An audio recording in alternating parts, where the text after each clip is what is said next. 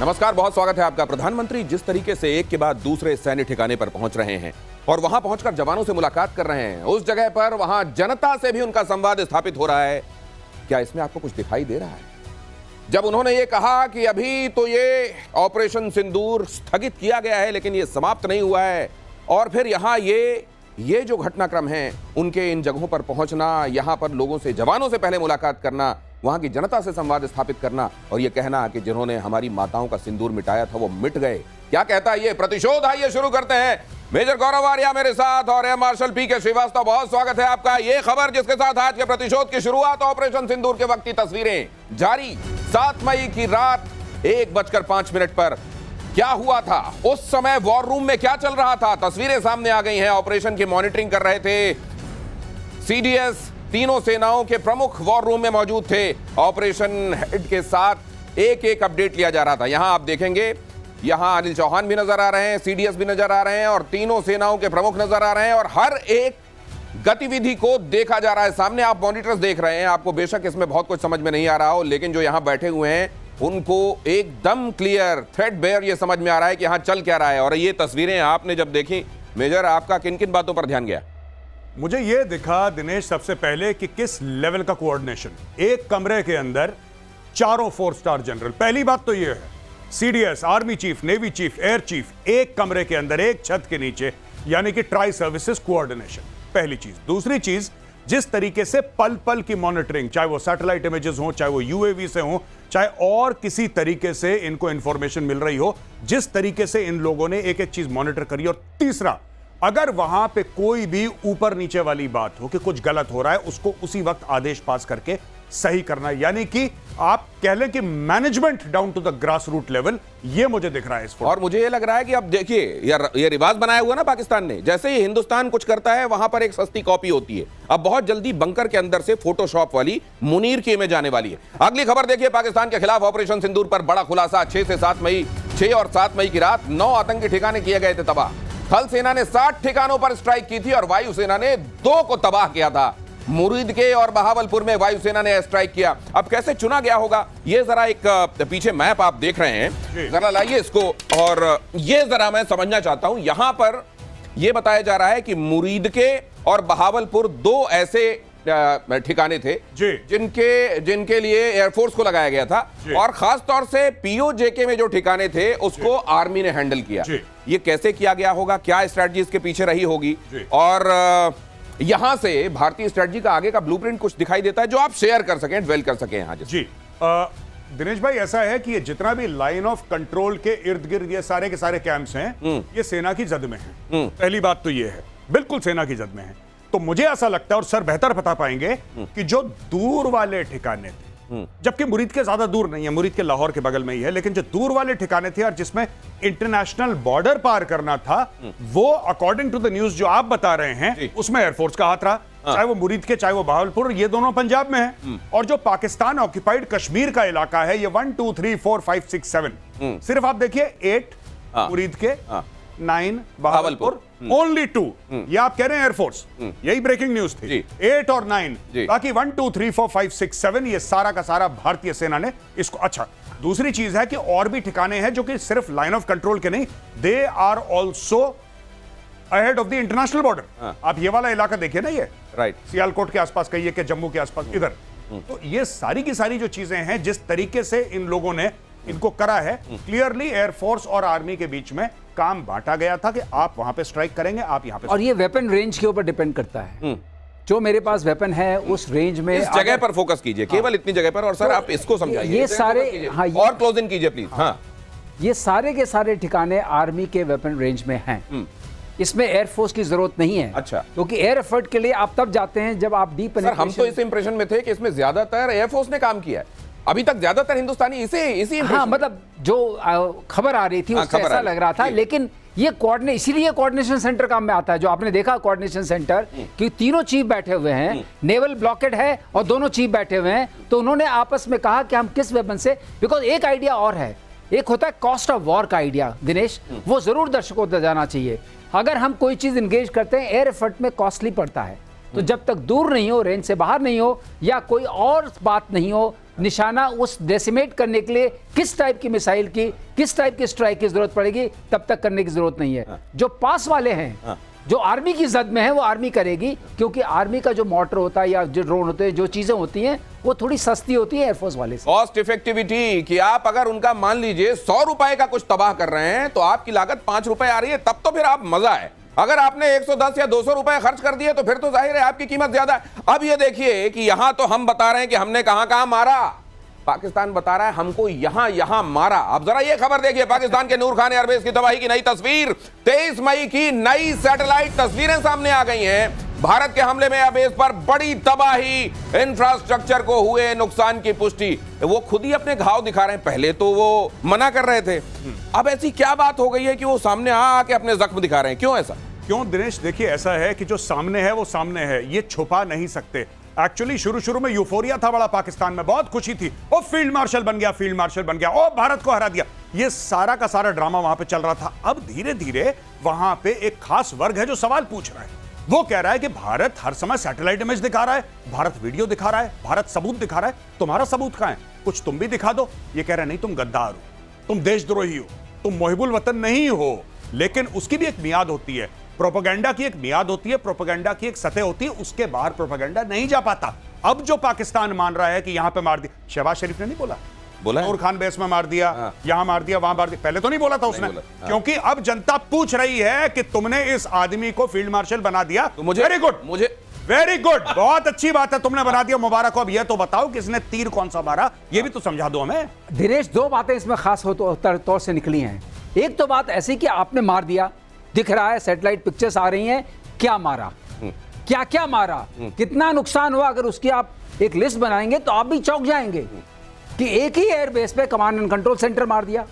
उसके जो तुर्की से आए थे 395 TB2 और सोनगढ़ ड्रोन्स, वो भी वहीं थे, उनको भी मार दिया। उनका जो एक अवैक्स विमान था उसको भी मार दिया, और उसके बाद उनके C-130J वहां रखा हुआ था, जो VIP ट्रांसपोर्ट एयरक्राफ्ट है, वो भी मार दिया। अब कमांड एंड कंट्रोल सेंटर बहुत इंपॉर्टेंट होता है, क्योंकि उसके बिना आप कुछ कर नहीं सकते। इसलिए जो मारा है, तबाही भयंकर हुई है। पिक्चर मुझे बड़ी सुंदर लग रही है, अगर आप दोबारा दिखा दें बड़ा अच्छा लगेगा। ये तबाही की तस्वीरें पाकिस्तान खुद जारी कर रहा है, यहां भी मारा, वहां भी मारा, हाय तुमने हमको कहां कहां मारा और अब जिंदा क्यों छोड़ दिया है। ये भी तो एक तरीके से मौत जैसा ही है। ये भी वहां लोगों को जिल्लत महसूस हो रही है, लेकिन नाज़ीम मुनीर को भाई फील्ड मार्शल बना दिया गया। अब देखिए असीम मुनीर का एक और फर्जीवाड़ा एक्सपोज हुआ है। मुनीर ने शहबाज को फर्जी पेंटिंग गिफ्ट कर दी, चीनी सैन्य अभ्यास की फोटो एडिट करके दिखा दी, पूरी दुनिया में पाकिस्तान का अब मजाक बन रहा है। ये पेंटिंग दे दी गई, फील्ड मार्शल बनते ही ये अजीमो शान कारनामा। भाई साहब, जब वो फील्ड मार्शल ही नकली है तो पेंटिंग भी नकली होगी। ये कौन सा असली का फील्ड मार्शल है? फील्ड मार्शल वो बनता है जो थिएटर्स में एक्शन देखता है, जो कि जीत हासिल करता है। यहां पे हारने के बाद फील्ड मार्शल, ये देखिए, ये चाइनीज एक्सरसाइज की एक चाइनीज एक्सरसाइज हुई थी PLA की बहुत पहले, कुछ साल पहले। उसकी फोटो चेप के इन लोगों ने प्रेजेंट कर दी। ऑपरेशन बनियान जो था इनका, तो बोला साहब यही बनियान है और हमने हिंदुस्तान का बहुत नुकसान करा और हमने खूब काफिरों को मारा, बड़ा मजा आया। ये नकली पेंटिंग आपको याद है, कुछ साल पहले इन्होंने फिलिस्तीन में जो एक बंदे को लगी थी, मुंह में बच्चे को लगी थी, उसने बोला कि भारत में ये पैलेट गन्स मारी गई हैं कश्मीर में। तो ये पूरा फर्जीवाड़ा पाकिस्तान का चलता रहता है और देश ही वैसा फर्जी। ये देखिए, इनको शर्म नहीं आती, एक अपने आप को फील्ड मार्शल बोलता है और एक प्रधानमंत्री बोलता है, और 2 रुपए की शर्म नहीं है, चेक करवा लेते। गूगल इमेजेस से डाउनलोड कराए भाई साहब, ये क्या बात कर रहे हो आप? फ्री में, उसमें भी पैसा खर्च नहीं करा, गूगल इमेजेस से डाउनलोड करके दे दिया और सबके सामने फोटो खिंचा रहे हैं। ये देखो, अच्छा क्यों कर पाते हैं? आपको पता है ये बात? ये क्यों कर पाते हैं? क्योंकि कौम जाहिल है। ये पेंटिंग जरा देखिए ना, ये पीछे मैं आपके ये इधर ये ला रहा हूं, ये है वो पेंटिंग। ये चाइना यहां अभ्यास कर रही थी, उनके ड्रिल के समय का ये एक उन्होंने ग्रैब लिया, उसके ऊपर फ्रेमिंग कराई थोड़ी बड़ी सी, और उसके बाद देखिए कितनी मुस्कुराहट के साथ रिसीव भी कर रहे हैं साहब। तस्वीर बनाता हूं, तस्वीर नहीं बनती, तकदीर नहीं बनती, ये दे रहे हैं, और ये अपनी बर्बाद तकदीर देखकर भी हंस रहे हैं। दिनेश, अपनी वाली तस्वीर दिखाते हैं 1970 में जनरल अरोड़ा के सामने जो सरेंडर वाली तस्वीर है, वो हमारी वाली लगाना चाहिए अभी नहीं, लेकिन ये और वो देखिए, वो तस्वीर होती है, तस्वीर वो होती है, लेकिन मैं इस बेशर्मी को भी समझना चाहता हूं। मुस्कान नकली तस्वीर नकली आदमी जो बंकर में छिपा रहा जब ये चल रहा था, और उसके बाद ये आके दे रहा हो, ये मुस्कुरा रहे हैं। सर बेइज्जती उतनी होती है जितनी महसूस हो। मैंने पहले भी बताया था आपके प्रोग्राम में, इनको नहीं होती महसूस, इनको बेइज्जती नहीं होती महसूस। आप नहीं समझ रहे, वो मुस्कुरा रहा है, कह रहा कोई फर्क नहीं पड़ता, कोई फर्क नहीं पड़ता। ये देखिए, ये चाइनीज फायर कर रहे हैं अपना, इन्होंने बोल दिया हमारा है। अच्छा, चाइनीज कुछ बोलेंगे नहीं, चाइनीज इनको थोड़ा ना बोलेंगे। चाइनीज ने बोला ठीक है, गूगल से इन्होंने डाउनलोड करी, इन्होंने देख लिया, बड़ा फंक्शन। देखिए जहां वैसे ऐसा करने के पहले क्या शहबाज को कॉन्फिडेंस में लेते होंगे, मैं नकली वाली ला रहा हूं, आप चुपचाप एक्सेप्ट कर लेना हंसते हंसते, ये फिक्सिंग होती होगी या इसको पता नहीं होगा? सर जो असली माल है वो भी तो नकली है। गौरव ये बता दो, ये क्लाउड क्या है सामने, वो जो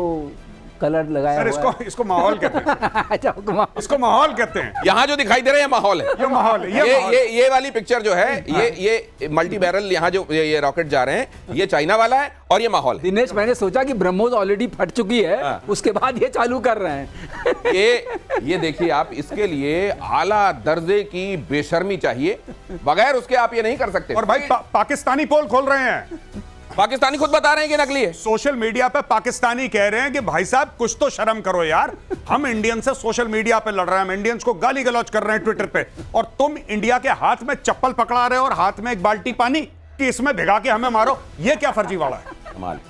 मतलब वहां के लोग वो नकली कार्डबोर्ड वाला जेट लेके छत से कूद जाते हैं नीचे भूसे के ढेर में जी, और यहाँ पे ये पेंटिंग दे रहे हैं। ये वो कम से कम असली तो है। पूरे कुएं में भांग घुली हुई है। बिल्कुल। अरे आगे देखिए, फील्ड मार्शल का पद मिलने के बाद मुनीर ने पार्टी दी। डिनर में राष्ट्रपति जरदारी थे, पीएम शहबाज थे, कई मंत्री थे, राज्यपाल थे, कई जगहों के सीएम थे, इनके तीनों सेनाओं के चीफ मौजूद थे, लेकिन स्पीच मुनीर ने दी। राष्ट्रपति और पीएम को कह दिया गया मुंह बांध के रखना। ये देख लीजिए जरा, ये है वो पार्टी, फील्ड मार्शल बनने के बाद की पार्टी। वो जी कांग्रेचुलेशन थे, वानू भी कांग्रेचुलेशन थे, किस बात दा कांग्रेचुलेशन नोबडी नोज। ये जो चल रहा है सर, कांग्रेचुलेशन नहीं, मुनीर ने बोला देखो जो खाना खिलाएगा बात भी वही करेगा। वहां पे खाने की कमी है, बोला जो डिनर करवाएगा बातें भी वही करेगा, तुम लोग चुपचाप। और इनकी एक बात on a serious note, sir आप भी मानेंगे, इनकी क्या औकात है? फील्ड मार्शल या जनरल के सामने मुंह खोले, जरदारी वगैरह, ये तो हाथ बांध के गुलामों की तरह खड़े रहते हैं उसके सामने। इनकी क्या औकात है? जिस कुर्सी पे बैठे हैं that is because of Asim Munir. कल आसिम मुनीर बोले मेरा मूड नहीं है, किसी और को बनाओ, तो कोई और बन जाएगा। इसमें लेकिन एक संकेत लग रहा है गौरव, संकेत ये लग रहा है, ऐसा तो नहीं कि अब तख्ता पलट होने वाला है? सर ये सारा का सारा मैं बता रहा हूं, मैंने तो बहुत पहले प्रतिशोध में ही बोला था कि इसके जो जब भी लड़ाई होती है उसके बाद पाकिस्तान में, आप कारगिल देख लीजिए, कारगिल के बाद इन्हीं के बड़े भैया का तख्ता पलट हो गया था, नवाज शरीफ का। तब ये गए थे साहब कारगिल में पैर पकड़ने बिल क्लिंटन के। कुछ ना कुछ होगा पाकिस्तान में। अब मुनीर को, अब देखिए साहब, मुनीर सेट है अगले 5-6 साल तक, हो सकता है 10 साल के लिए भी सेट हो मुनीर। अब मुनीर सेट है। आपको एक और बात पता है, मैं बड़ी आश्चर्यजनक बात है, पहले आर्मी चीफ वो सपोज टू बी, आप मान सकते हैं, फर्स्ट अमंग इक्वल्स, ये बराबर है army chief, navy chief, air chief, उसमें से सुपीरियर पाकिस्तान में आर्मी चीफ को हर समय माना गया है, ये बात तय है। लेकिन अब नाउ ही इज सुपीरियर, अब वो 5 स्टार जनरल बन चुका है, ये सबका बॉस है। तो पाकिस्तान ने क्या करा, पाकिस्तानी पार्लियामेंट ने शहबाज शरीफ के कहने पर एक मिलिट्री स्ट्रक्चर खड़ा करा where he is the supreme commander. वो ऊपर बैठा हुआ है और उसके नीचे बाकी चीफ्स हैं। अब आप देखिए क्या होता है, क्या ये फौज की कुर्सी अपनी आर्मी के जनरलशिप की कुर्सी छोड़ देगा और क्या ये प्रॉपर 5 स्टार रैंक बन जाएगा कि all 3 report into 1 person, that is field marshal Asim Munir. ये देखने वाली बात है।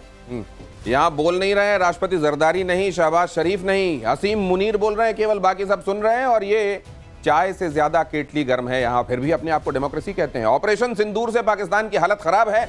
मुनीर के साथ तुर्की पहुंचा शहबाज शरीफ, राष्ट्रपति एर्दोगन से लगाई मदद की गुहार। ऑपरेशन सिंदूर में तुर्की ने पाकिस्तान की मदद की थी।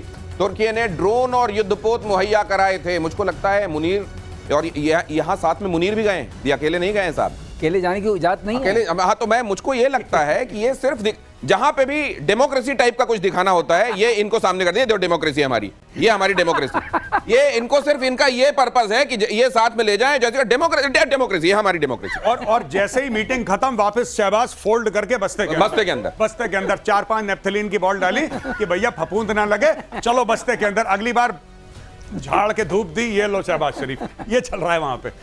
ये वाकई ये स्थिति है। आप देखिए बाकी जगहों पर अगर आपके राष्ट्राध्यक्ष, मतलब हमारे राष्ट्राध्यक्ष कहीं जाते हैं आपने जनरली नहीं देखा होगा कोई और उनको अकंपनी करे। हाँ, वो जिसको समझते हैं, अगर वो समझते हैं कि हमारे साथ विदेश मंत्री जाना चाहिए, हमारे साथ एनएसए जाना चाहिए, तो वो जाते हुए देखा। कम से कम आपको आर्मी का कोई रिप्रेजेंटेटिव तो साथ में नहीं दिखाई दिया होगा। अमूमन जहां पर वाकई डेमोक्रेसी है, डेमोक्रेसी का छलावा नहीं है, वहां पर राष्ट्राध्यक्ष जाते हैं, क्योंकि उनका एक बाल होता है, वो इस बारे में अधिकृत होते हैं कि वो जो फैसला लेंगे वो सबको मान्य होगा। लेकिन यहाँ अधिकृत, यहाँ तो बार बार पूछना है, मुनीर क्या बोलना है, अब बता, अब ठीक बोल दूं, अब ये वाला बोल दूं क्या? सर ये शहबाज रात में सोते कैसे होंगे? नहीं, सोने की तो कोई दिक्कत है नहीं, क्योंकि सुबह उठ के बोलना नहीं है इनको। बोलने कहाँ, इनको स्पीच में बोलने नहीं दिया। आप कहाँ बोलने की बात कर रहे हैं? बोलने गया मुनीर, ये बैठ में आपने देखा है ना, वो जो ऐसे सर हिलाते रहे, एक गुड्डा होता है जो कार वार में भी कई बार लगा देते हैं, ऐसे मुंडी हिलती ऐसे ही चलेगा। और यहाँ का सिस्टम अब ये बता रहा है, गौरव थोड़ा झिझक रहे थे शायद, कि अब ये सिस्टम उलट गया है। अच्छा। अब एक तरीके से अनसेड ये मिलिट्री रूल स्टैब्लिश हो चुका है। अब ये मान लीजिए आप, वहां पर अब कुछ नहीं है, मुनीर ही है जो है, सब कुछ है, मुनीर सब कुछ है। और ये बात बहुत, क्या इसको यही व्यवस्था रहेगी? क्या दिखावे के लिए डेमोक्रेसी के कुछ चंगू मंगू आसपास रहेंगे जिनके मुखौटे दिखा दिए जाएंगे, या बहुत जल्दी इस बात से भी निजात पाने वाला है पाकिस्तान? आईएम से लोन लेना है ना, आईएम से लोन लेने के लिए अभी किस्त आई नहीं है, तब तक ये नाटक चलेगा। तो अभी जहां जहां कटोरा लेकर जाना है, वो लोग कहते हैं भाई डेमोक्रेसी वाला हाथ होगा तो हम देंगे। तो वो हाथ जो है डेमोक्रेसी वाला साथ में लेकर मुनीर चल रहे हैं। इस्लामिक स्टेट ने 36 मिनट का एक वीडियो जारी किया है। अगली खबर देखिए, इस्लामिक स्टेट ने 36 मिनट का एक वीडियो जारी किया। बलूचिस्तान के पहाड़ों में ट्रेनिंग कैंप का दावा किया जा रहा है। बीएलए को खूनी संघर्ष के लिए तैयार रहने की चेतावनी दी गई है। बलूचिस्तान की आजादी के लिए लड़ रहे बलोचों को चेतावनी दी गई है। ये Islamic state of Khorasan province ISKP है ये, और वो चेतावनी दे रहा है। पाकिस्तान की इससे पोल खुल रही है कि वहां मुनीर की फौज और IS आतंकियों में किस कदर गठजोड़ है। वहां पर जो ये कहा जा रहा है ना कि ये जो वर्दी है इसके पीछे दहशतगर्दी है, ये ऐसे ही नहीं कहा जा रहा है। और बलोचों की अब जो वहां की आवाज है उसको सप्रेस करने के लिए ISPK का सहारा भी लिया जा रहा है। मैं आपको बात बताता हूं दिनेश, बड़ी इंपॉर्टेंट बात आपने बताई है। देखिए, दो बातें इसमें। पहली बात तो ये है कि ये जो बलोच आजादी के लिए लड़ रहे हैं, चाहे वो बलोच लिबरेशन आर्मी हो, कोई भी बलोच संगठन हो, दे आर फ्रीडम फाइटर्स। अब इनको दबाने के लिए इन्होंने रेडिकल इस्लामिस्ट वहां पे क्लर्जी वाले भेजे, इन्होंने मौलाना टाइप के लोग भेजे वहां पे, जो बलोच कौम को भड़काएं और बोलें कि ये देखो बलोचिस्तान कुछ नहीं होता, और ये सब इस्लामिक उम्मा का हिस्सा है। एक तो ये स्टोरी है। दूसरी चीज ये है कि ये प्रूव करता है, अदरवाइज यू टेल मी। मैं आपसे एक बात पूछता हूं, जितने भी दर्शक हैं जो प्रतिशोध देख रहे हैं, मैं आपसे पूछता हूं, इनका क्या लेना देना है Baloch freedom fighters? Islamic State वालों का, इस्लामिक स्टेट तो एक टेररिस्ट संगठन है, उनका बलोचिस्तान से क्या मतलब है? अगर वो बलोचिस्तान में ऑपरेट कर भी रहे हैं, लेकिन वो आप कह रहे हैं सुपारी किलर्स हैं? हाँ जी, ये सुपारी किलर्स हैं। 100% they are being funded and they are being controlled by the Pakistan Army. Pakistan army, al Qaeda, भाई ओसामा बिन लादेन को पाला पाकिस्तानी फौज ने था। वो पुराने रिश्ते हैं यार, ऐसे थोड़ा ना खत्म हो जाएंगे। अब आप देखिए, ये पुराने रिश्ते हैं। और ये इस्लामिक स्टेट वाले जो खुरासान चैप्टर की आप बात कर रहे हैं, ये लोग क्या कर रहे हैं यहाँ पे? ये कह रहे हैं कि बलूचिस्तान में जो जितने भी BLA के फाइटर हैं, वो खून के लिए तैयार हो जाएं, वो लड़ाई के लिए। क्यों लड़ाई के लिए तैयार हो जाएं? बलोच फ्रीडम फाइटर ने तुम्हें बोला क्या है आज तक? तुमसे पंगा क्या है? तुमसे लड़ाई क्या है? ये सारा का सारा पाकिस्तानी फौज का मामला है सर, और कुछ नहीं। अहमद फराज की लाइन याद आ रही है मुझको, आतंकवादियों के लिए पहले से मरासिम ने सही, फिर भी कभी तो रस्मों रहे दहशत ही निभाने के लिए। ये इस तरीके से बुला रहे हैं उनको, मेरे साथ ये सिर्फ दहशतगर्दी जानते हैं दिनेश, उसी से ये चलते रहे हैं। इसको काउंटर करने के लिए भी दहशतगर्द लाए हैं। कोई फ्रीडम फाइटर को चलने नहीं देंगे, ये सिर्फ दहशतगर्दी से काम करें। क्यों नहीं आती है पाकिस्तान? वो वाली बात है सर, के लिए ये वो वाली बात है कि किसी से पूछा गया कि ये बताइए कि आप खाना खाने से पहले क्या खाते हैं, मतलब खाने की शुरुआत करने के लिए। उसने वो 3 कोर्स मील की बात कर रहे थे, वो बोले उसके पराठे खाता हूँ। बोले बीच में क्या खाते हैं? बोले पराठे, और डेजर्ट में पराठे खा लेता हूं। ये इनका यही हाल है, इधर दहशतगर्दी, उधर दहशतगर्दी, और इसके बाद दहशतगर्दी। अमेरिका की डिफेंस इंटेलिजेंस एजेंसी का खुलासा, अपना परमाणु जखीरा अपग्रेड कर रहा है पाकिस्तान। वर्ल्ड थ्रेट असेसमेंट 2025 की रिपोर्ट में खुलासा, छोटे बैटलफील्ड न्यूक्लियर हथियार। अब पता नहीं पाव भर से क्या 25 ग्राम 50 ग्राम का बना रहा है, क्या कर रहा है ये नहीं समझ में आ रहा है। न्यूक्लियर हथियार भी बना रहा है पाकिस्तान। हथियार बनाने में चीन कर रहा है पाकिस्तान की मदद। तो ये देखिए, कौन बना रहा है? पाकिस्तान। मदद कौन कर रहा है? चीन। PL-15 देख लिया आपने, उनके चेंगड़ू फाइटर्स देख लिए। उसके बाद अब क्या कहा जा रहा है कि ये बनाएगा हथियार, मॉडर्न कर रहा है, बनाने में मदद कौन कर रहा है? चीन। क्या बात, क्या बात है, ये जो सिनर्जी है, ये जो करेला ऊपर नीम चढ़ा हाँ, है, ये ये वाली सिनर्जी, हाँ, इस सिनर्जी को हम लोग देख चुके हैं। हाँ। इसलिए हम थोड़े से मतलब ठीक है। ये क्या कहीं ऐसा तो नहीं है कि अमेरिका भी चाइना को एक तरीके से प्रेशर में लेने के लिए बता रहा हो कि वो मॉडर्न कर रहा है, तुम उसकी मदद कर रहे हो, कहीं ऐसा तो नहीं है ये? खैर ये तो शायद नहीं होगा, हाँ। लेकिन हो भी सकता है। आजकल कुछ भी हो सकता है, क्योंकि मुनीर अगर फील्ड मार्शल बन सकता है तो कोई कुछ भी कर सकता तो है। ये जो होते हैं सर, जैसे हमको मालूम है टैक्टिकल न्यूक्लियर वेपन, जी। स्ट्रेटेजिक न्यूक्लियर वेपन, बड़े इलाके में तबाही स्ट्रेटेजिक, छोटे इलाके में तबाही टैक्टिकल, उससे भी ये बैटलफील्ड न्यूक्लियर हथियार क्या है सर? ये बैटलफील्ड न्यूक्लियर हथियार कई बार ऐसा होता है कि आप आर्टिलरी से भी इसको फायर कर देते हैं, या अच्छा। छोटे बैलिस्टिक मिसाइल से भी आप इनको फायर कर देते हैं, और अलग अलग किस्म के अलग अलग टारगेट के लिए। देखिए, जब टैक्टिकल है तो पाकिस्तान का ये असेसमेंट है कि टैक्टिकल न्यूक्लियर वेपन्स हम तब इस्तेमाल करेंगे जब भारतीय सेना पाकिस्तान के अंदर घुस जाएगी और हमें एग्जिस्टेंशियल थ्रेट होगा। क्योंकि पाकिस्तान का यह मानना है कि टैक्टिकल न्यूक्लियर वेपन्स तब इस्तेमाल होंगे यानी कि अपनी ही जमीन पे, यानी पाकिस्तान जब ठोकेगा टैक्टिकल न्यूक्स तो अपनी जमीन पे ठोकेगा, क्योंकि तब उनको एग्जिस्टेंशियल थ्रेट, ये पाकिस्तान की एक न्यूक्लियर फिलॉसफी की बात कर रहा हूं। That is what they are saying. But is it valid? ये बहुत ही खराब फिलॉसफी है, क्योंकि आप रेडिएशन अपने ही इलाके में करेंगे, टैक्टिकल से भी न्यूक्लियर होगा, रेडिएशन होगा। तो खास बात ये कहना क्या चाहते हैं, टैक्टिकल का मतलब है कि हम उसका रेडियस कम रखेंगे जो डिस्ट्रक्शन वाला है, टीएनटी जो उसकी होती है वो जो इंडेक्स होगा वो बहुत कम होगा, ये टैक्टिकल का मतलब है।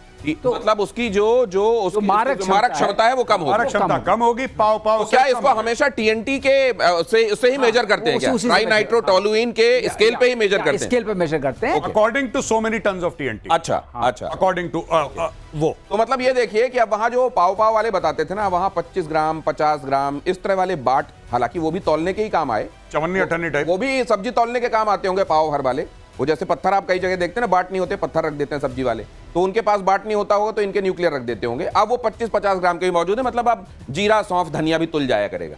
इसको हम लोग कहते हैं दिनेश, इसको हम लोग डर्टी वॉर बोलते हैं। It is not called nuclear war, it's a dirty war, because आप जानबूझ के एनवायरमेंट को डर्टी कर रहे हैं, रेडिएशन डर्टी कर रहे हैं। तो ये डर्टी वॉर जो है बहुत डेंजरस मानी जाती है। नहीं, ये जो टैक्टिकल आप कह रहे हैं, ये डर्टी एक तरीके का लीकेज आपने कर दिया, थोड़ा सा एक्सप्लोजन हुआ लेकिन रेडिएशन का लीकेज बहुत होगा, उससे डैमेजेस बहुत होते हैं। तो ये भी कोई मतलब this is against the normal set rules of the international war fighting, ये कन्वेंशनल वॉर में नहीं आएगा। अगर ये करते हैं तो जो हमारी नीति है नो फर्स्ट यूज, उसके बाद हम इसके लिए खुल जाएंगे कि हम जो भी करना चाहें कर सकते हैं। तो मतलब आप ये कह रहे हैं कि अगर 25 ग्राम का कहीं हो भी गया तो हम बाद हमारे हाथ खुल जाएंगे, फिर 2 किलो 10 किलो क्या करना है वो हम देखेंगे। तो लेकिन ये सर अब बढ़िया हो गया, ये जो किराना हिल की बात हो रही थी, किराना तौलने के लिए यही 25-50 ग्राम वाले कई बार इस्तेमाल होते हैं, अब ये बना रहे हैं। अगली खबर देखिए, स्मार्ट एयर डिफेंस सिस्टम का ब्लूप्रिंट भारत ने रेडी कर दिया है। नया एयर डिफेंस सिस्टम 200 ड्रोन को एक साथ टपका देगा। नए एडीएस में नॉन रोटेटिंग आईसा रेडार है। ये आईसा और पैसा क्या होता है, ये अभी एयर मार्शल आपको बताएंगे। ये active array, electronically active array something होता है, आप बताइएगा अभी। रेडार जो है 360 डिग्री यानी आयरन डोम की तरह घूमकर काम करेगा। बताइए सर कैसे करेगा? तो देखिए, आईसा और पीसा होता है पैसिव इलेक्ट्रॉनिकली स्कैन्ड अरे रेडार, और ऐसा होता है एक्टिव इलेक्ट्रॉनिकली स्कैन्ड अरे। सर हमको तो ये चेकोस्लोवाकिया की स्पेलिंग लग रही है, आसान शब्दों में समझा दी। तो आसान शब्दों में यह है कि पहले हम क्या करते थे, एंटेना को घुमाते थे, और घुमाने के बाद एंटेना से हम हर जगह की तस्वीर लेते थे। अच्छा, ये घूम रहा है एंटीना और तस्वीर सब जगह की ले रहे हैं, ठीक। लेकिन अब एंटेना को घुमाना नहीं है, अच्छा, एक जगह फिक्स, वो अपने आप स्कैन कर रहा है और बहुत धीमे एंटेना घूमता है। तो स्कैन करने की जो स्पीड है बहुत बढ़ गई है। इसका मतलब जो सामने जहाज आ रहा है या जो ड्रोन आ रहा है उसको हम कई बार स्कैन कर सकते हैं। तो अगर हाई स्पीड पे भी हुआ तब भी हम उसको ट्रैक कर सकते हैं, बहुत हाई स्पीड पे तब भी ट्रैक कर सकते हैं। अच्छा, सबसे बड़ा आप देखिए, देखने में पैसा से ज्यादा एडवांस आईसा है। आईसा है, और आईसा क्या होता है, वो हर एयरक्राफ्ट में लगा होता है। पीसा नॉर्मली स्टैटिक होता है, जमीन पे होता है। अच्छा, मतलब ग्राउंड रेडार में आता है, वो एयरबोर्न रेडार में आता है। Okay, mostly. तो ये जो हम तैयार कर रहे हैं सर, इससे वो जो टिड्डी दल आता है एक साथ, जो टिड्डी दल, टिड्डी दल की बात सुनिए। टिड्डी दल को मारने के कई तरीके निकाले गए हैं। एक तरीका जो है सॉफ्ट किल जिसको हम बोलते हैं कि हम इलेक्ट्रॉनिक वॉरफेयर से उसको किल करेंगे, दूसरा एक ईएमपी कहलाता है, इलेक्ट्रोमैग्नेटिक पल्स से हम उसको गिराएंगे, और तीसरा कहलाता है कि हम लेजर से उसको गिराएंगे, डायरेक्टेड एनर्जी। वो सॉफ्ट किल में नहीं आएगा, हार्ड किल में आएगा। लेकिन एक हमारे पास और अच्छा तरीका है कि इनके ही इनकी तरफ भेज देंगे, जिसको जीपीएस स्पूफिंग कहते हैं। अच्छा, उसका डायरेक्शन तेरा तुझको अर्पण। तो तेरे को कौन सा खाना है, थप्पड़ खाना है, लात जूता, किसमें खुश होगा तू वो बता दे, और नहीं तो तेरा ही वाला तेरी तरफ घुमा देते हैं। Yes. मेजर साहब, जब मैं इस तरह की बात करता हूं, मेजर साहब को ये वाली लैंग्वेज थोड़ा सा और बढ़िया लगती है पाकिस्तान के संदर्भ में। एचएएल ने तैयार किया है Cats Warrior, unmanned combat aerial vehicle है ये Cats Warrior. New generation warfare के लिए अल्ट्रा मॉडर्न डिजाइन है इसकी। ये क्या है सर? सो सी आप यूएवी की जब बात होती है, अल्ट्रा मॉडर्न, जब हम यूएवी की बात करते हैं, इसका मतलब एआई ड्रिवन है। एआई के से एक फायदा क्या होता है कि जो मैंने एक बार बात की थी कि आप देखेंगे, सोचेंगे, समझेंगे, फिर उसके बाद सोचेंगे, फिर मारेंगे। ये वाला काम एआई बहुत फास्ट कर सकता है, मिली सेकंड्स में कर सकता है। ये तो सर, ये जो पहले कैट का मतलब है, you looking like a cat, cool American something cat है। नहीं, ये तो ये वाला कौन सा कैट है सर? आप सर से ये पूछिए लॉयल विंगमैन कॉन्सेप्ट, सर आपको ये बता देंगे। सर आप एक बार जरा ऑडियंस को लॉयल विंगमैन का बताइए, जो 6th जनरेशन में है, कि एक एयरक्राफ्ट चल रहा है और उसके आसपास इतने चल रहे हैं विदाउट पायलट्स। बेसिक सर आप बताइए। तो एक जहाज, मेन जहाज जहां जा रहा है वो मैन्ड एयरक्राफ्ट है, बाकी एक में पायलट है, एक में पायलट है, एक में पायलट है, और साथ में जो चल रहे हैं उसके एस्कॉर्ट कर रहे हैं उसको। नहीं है, तो ये वाला एक पर्टिकुलर लेवल तक ले जाता है, आईबी तक ले जाएगा, इंटरनेशनल बॉर्डर तक, और ये मुड़ लेगा, वो आगे चले जाएंगे, because he has given sufficient instruction. और उसके वो एआई ड्रिवन है। एक बार यहां से कमांड दिया, एआई टेक्स ओवर, बोला गो टू बहावलपुर। तो वो जो सुखोई है, फॉर एग्जांपल, वो जो सुखोई है उसके अंदर ब्रह्मोस लगे हैं, सारे हार्ड पॉइंट्स हैं, इट गोज टू बहावलपुर। ठीक है। अच्छा, अगर वो गिर भी जाता है, बाय द वे, अगर पाकिस्तान उसको गिरा भी देता है, तो क्या हुआ? हमें कौन सा लोन लेके खरीदने हैं? हमारे पास 50 और हैं। तो वो चला जाता है, बेसिकली पायलट को बचाना है। तो लॉयल विंगमैन कॉन्सेप्ट है कि एक हब हो गया, बाकी स्पोक हो गए, एक पायलटेड एयरक्राफ्ट है। ये जो आपने अभी ड्रोन के बारे में बताया ना यहाँ पे, आप जो ड्रोन के बारे में अभी आपने ब्रेकिंग न्यूज दी, मुझे जैसे ही मैंने देखा इसको, मैंने बोला कि सर आप जरा सबको बताइए लॉयल विंगमैन कॉन्सेप्ट क्या है। तो बेसिकली अगर आपके पास ये लेटेस्ट बहुत मॉडर्न है, इसमें एक मैंने वॉरफेयर देखी थी, एक हो रहा था, एक F-16 है जो सुपर मतलब जो टॉप गन बोलते हैं वो फ्लाई कर रहा है, और दूसरा एआई फ्लाई कर रहा है। इसको मैंने खुद देखा है, डरपाक उसमें था, एआई ने उसको 6 बार मार दिया 3 मिनट के अंदर। इसको आसान शब्दों में ऐसे समझ लीजिए कि एक आपका ऐसा फाइटर जेट जाएगा जिसमें आपका पायलट होगा, बाकी उसके साथ जो जा रहे होंगे वो ड्रोन किस्म के आपके लड़ाकू होंगे। ये जाकर उनके एक पर्टिकुलर जगह पर जाकर उनको ये बता के आ जाएगा, जाओ उस जगह जाके इनका काम कर दो, और वो जाके बाकी के सब पिल पड़ेंगे। और वो भी फाइटर एयरक्राफ्ट है, और वो भी फाइटर एयरक्राफ्ट है, वो सिर्फ ऐसे ड्रोन नहीं है, धीरे धीरे वाले, तो वो भी जेट है, ये भी जेट है। हाँ, तो ये जेट है, और वहां जाके कहेगा कि यहां जाके जाओ, घर तक छोड़ के आ जाओ, और घर तक छोड़ के आ जाएंगे। गुजरात के भुज बॉर्डर पर पीएम के हुंकार देखिए। ऑपरेशन सिंदूर आतंक के अंत का मिशन है, पीएम ने कहा। आतंकियों के ठिकाने मिट्टी में मिलाए गए। पाकिस्तान ने कच्छ में भी ड्रोन भेजे। आतंकवाद पाकिस्तान की रोजी रोटी है। मैंने छिपाकर नहीं, बताकर मारा। पाकिस्तान को 100 किलोमीटर अंदर घुसकर मारा, कहा प्रधानमंत्री ने। मैं आतंकवाद के ठिकानों को मिट्टी में मिला दूंगा।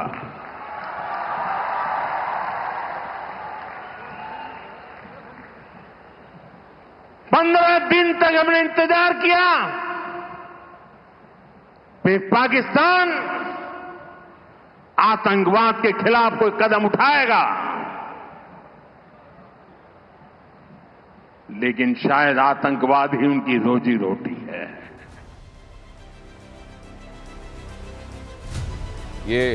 ये सच्चाई है कि जीवन चलाने के लिए आप अच्छे काम करते हैं, वहां जीवन ही ऐसे चल रहा है। उनका रीजन रेट्रे, उनकी रोजी रोटी ये है। और इसीलिए मेजर गौरव आर्य कई बार कहते हैं, जब प्रधानमंत्री इस तरह की बातें यहां से कहते हैं ना, ये किसी मिसाइल से ज्यादा असर करती हैं वहां जाकर। और फिर एक बार मेजर साहब ने बताया था कि वहां आर्मी की यूनिफॉर्म का रंग खाकी क्यों है? क्योंकि उसमें कैमोफ्लैज हो जाता है और पता नहीं चलता है अगर कुछ गड़बड़ हो जाए तो। और प्रधानमंत्री जब इस तरह की बातें कहते हैं तो वहां ये खाकी रंग बहुत काम आता है। सुना है कि फील्ड मार्शल एक बार फिर शुक्र कर रहे हैं कि हमारी वर्दी का रंग खाकी है। अगली खबर देखिए कि गुजरात के दाहोद की रैली में पीएम पाकिस्तान पर बरसे। आतंक के खिलाफ भारत चुप नहीं रहेगा। पहलगाम हमले की तस्वीर देखकर खून खौलता है। हमारे शूरवीरों का पराक्रम दुनिया ने देखा। आतंकियों के 9 ठिकाने हमने तबाह किए, प्रधानमंत्री नरेंद्र मोदी ने कहा। सर ये हम ये बाइट सुन ले जरा जो प्रधानमंत्री ने कहा, उसके बाद एक बड़ा महत्वपूर्ण सवाल है आपसे पूछना। जम्मू कश्मीर के पहलगाम में आतंकवादियों ने जो कुछ किया, क्या भारत चुप बैठ सकता है? क्या मोदी चुप बैठ सकता है? जब कोई हमारी बहनों के सिंदूर को मिटाएगा तो उसका भी मिटना तय हो जाता है। मिटना तो तय है, ये प्रधानमंत्री ने स्पष्ट कर दिया है। और आतंकवाद का खात्मा करने का नाम अगर ऑपरेशन सिंदूर है तो रक्तबीज आखिरी बूंद तक ये ऑपरेशन उसकी जारी रहेगा। लेकिन सर ये प्रधानमंत्री जब एक के बाद दूसरी जगह पहुंच रहे हैं, क्या जल्दी ही कुछ और बड़ा होने वाला है? देखिए दिनेश, एक बात साफ है, प्रधानमंत्री ये कहने की कोशिश कर रहे हैं कि इट्स नॉट इंसिडेंट ड्रिवन। एक इंसिडेंट से मतलब नहीं है, नी जर्क वाला नहीं है, ये नी जर्क वाला नहीं कि आपने एक इंसिडेंट किया तो मैंने उसका रिस्पॉन्ड किया।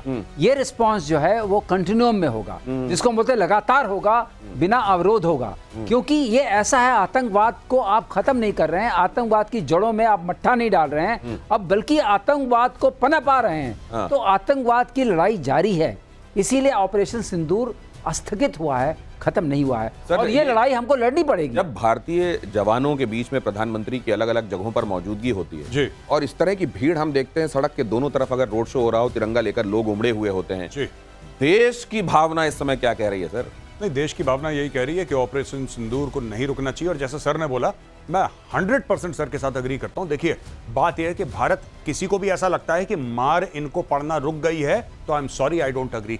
अभी देखिए पानी की मार है, फिर तोपों और ब्रह्मोस की और सुखोई की मार थी, फिर राफेल की मार थी, अब उसके बाद इनको डिप्लोमेटिक मार लग रही है, वहां से इनको फाइनेंशियल मार लग रही है, वहां पे इनकी आतंकवादी गतिविधियों में भारत अप्रोच कर रहा है एफएटीएफ को कि इनको वापस ग्रे लिस्ट में डालो। तो पाकिस्तान को इतनी तरफ से मार पड़ रही है 24 घंटे, मतलब ऐसी। और यहां पे जब हम बात कर रहे हैं, आईएनएस विक्रांत खड़ा है, अरेबियन सी में खड़ा है, locked and cocked and ready to go. Air force sir बगल में है, बताएंगे, air force is absolutely ready today, Indian army absolutely ready है। तो ये बिल्कुल किसको कहते हैं ना, चक्रवर्ती मार सुना होगा, चक्रवर्ती मार, चक्रवर्ती मार। इनको चारों तरफ से पड़ रही है चक्रवर्ती मार, कभी यहां से कभी यहां से। पाकिस्तान देख रहा है दाएं बाएं से कि हो क्या रहा है। मुझे याद नहीं है, लेकिन मकरम देशपांडे ने वो रोल किया था किसी फिल्म में, बेतरह पीटा जाता है उस कैरेक्टर को, उसके बाद कहता है तू यहीं रुक, मैं अभी वापस आता हूं। ये वाला ये चक्रवर्ती मार आपने जब कहा तो मेरे सामने वो दृश्य आ गया। जासूसी के आरोप में गिरफ्तार ज्योति मल्होत्रा पर ये अपडेट देख लीजिए। पाकिस्तान दौरे पर ज्योति मल्होत्रा को AK-47 वाली सुरक्षा मिली, 1-2 नहीं 6 AK-47 वाले गार्ड्स के साथ घूमती दिखी। स्कॉटिश यूट्यूबर कैलुम मिल ने अपने कैमरे में जब कैद किया तो वहां 6 बंदूकधारियों के साथ ज्योति खड़ी हुई थी। यह है तस्वीर, देख लीजिए, देखिए ये 6 बंदूकधारी, ज्योति जब वहां गई थी तो 6 बंदूकधारियों को ISI ने उसके साथ लगाया हुआ था। सर ये जो एसेट कहलाते हैं ISI के एसेट्स जी, वो किस तरह के लोगों को एसेट के बोलते हैं अपना? देखिए ये लोग हैं, मैं आपको बताता हूं, पहले भी आपकी शो में एक बार डिस्कस हुआ था। देखिए बात ये है कि ये जो यूट्यूबर है इसके 4 लाख सब्सक्राइबर हैं। अब ISI क्या करेगा कि इसको ग्रूम करेगा, इसको बुलाएगा, इसको पैसे दिए नहीं दिए मुझे नहीं पता, लेकिन ये सब लाइफस्टाइल दिखाएगा ISI कि आप सिक्योरिटी के साथ चलेंगी, आगे गाड़ी पीछे गाड़ी, सायरन बज रहा है, मैडम आ रही हैं, हटो सामने से। ये एक भौकाल ज्योति का बनाया जाएगा। अब ज्योति का क्यों नहीं मन चाहेगा कि वापस पाकिस्तान, क्योंकि ज्योति 5 स्टार होटल में रह रही हैं, ज्योति आसपास VIP से मिल रही हैं, मुख्यमंत्री से मीटिंग है, पता नहीं ISI के वरिष्ठ अधिकारियों से मीटिंग है, फौज के वरिष्ठ अधिकारियों से मीटिंग है, नोबडी नोज। हमने तो अभी सिर्फ मरियम के साथ देखी है उसकी फोटोग्राफ, अब तो कौन कौन से बड़े लोगों से मिली, इन्होंने कान में क्या फुसफुसाया, उसके इसको क्या दिया क्या लिया। और आज की तारीख में देखिए आपने एक बंदे को ऐसा बना दिया कि भाई तुम पाकिस्तान आओगे, पाकिस्तान के बारे में अच्छी बातें करोगे, ये तुम्हें VIP प्रोटोकॉल मिलेगा, तुम्हारा जीवन सेट है, तुम्हारा जीवन सेट है, तुम्हें मेहनत नहीं करनी है, तुम चिंता मत करो, पाकिस्तान से इतने लोग देखेंगे, तुम्हारा YouTube से पैसा आएगा। पहली चीज पाकिस्तानी से, वो तो कुछ भी नहीं है, वो रेजगारी है, चिल्लर है। तुम्हें पाकिस्तानी स्टेट पैसा देगा, तुम्हें प्रोटोकॉल देगा, तुम्हें सिक्योरिटी देगा।